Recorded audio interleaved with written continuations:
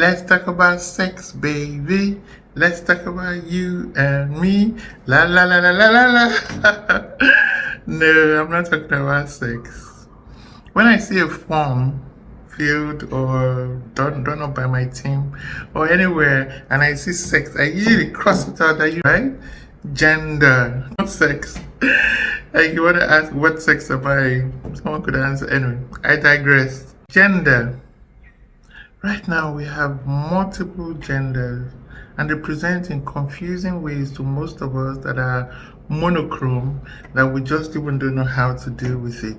And I tell myself, this is me operating in Africa, where largely we have remained as monochrome as possible. But we're opening up to a world that is getting increasingly diverse, increasingly accepting of differences, and we must begin to prepare as entrepreneurs for that diversity. First of all, how diverse is your team? And I'm not talking about gender anymore. I finished I finished a few seconds ago. But I'm really talking about the monochrome nature of teams. Have you wondered why we hire people that are like us? You would do it over and over. That's your inner code. That's how we are wired. We tend to find people that are as eloquent or look like us or have similar ideas or in one way or the other just embrace us. It might even be tribe, yes, or the height. I read somewhere that many CEOs are taller than 5.9 inches. So they are tall CEOs by default. Why? How come? That's intriguing, but I'm not going there.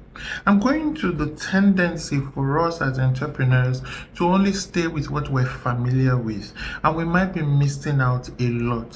One of the proponents for gender diversity, especially even at the board level, is that women tend to bring in another perspective to boards, and so where board decisions are the ones that hold sway when companies are going into new markets or going into new products, you find that if you do not have that blend, that useful blend of another type of voice, you will have many blind spots that you do not even become aware of, and you are unknowingly narrowing your prospects.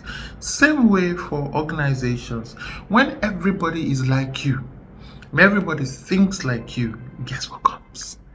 Group think. Yes.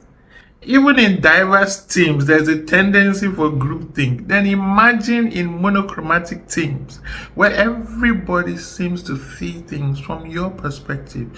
It's not difficult, therefore, to understand why it is important to diversify.